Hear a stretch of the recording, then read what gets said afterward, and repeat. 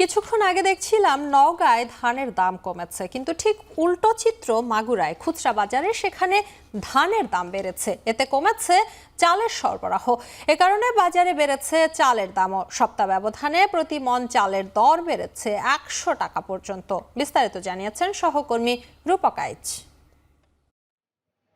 আমি এই মুহূর্তে আছি মাগুরা শহরের পুরাতন বাজার চালের আড়তে। এখানটিতে মূলত পাইকারি চাল বিক্রি হয়। পাইকারি বাজারে আমরা এসে দেখতে পেয়েছি গত এক সপ্তাহের তুলনায় মাগুরার চালের বাজার বেশ অস্থির অবস্থায় আছে। মণ প্রতি 80 থেকে 100 টাকা বেড়ে গেছে চালের দাম।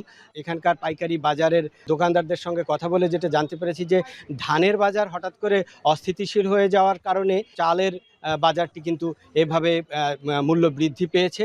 এবং মোটা চাল এখানে আমরা জানতে পেরেছি যে 44 টাকা থেকে 49 টাকা করে মোটা চাল বিক্রি হচ্ছে প্রতি কেজি।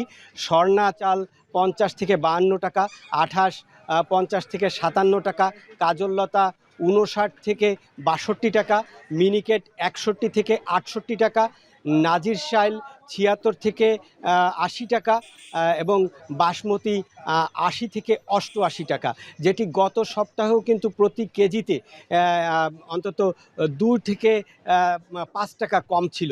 ক্রেতারা বলছেন যে এই মূল্য বৃদ্ধির কারণে তাদের কিন্তু বেশ কষ্ট হচ্ছে।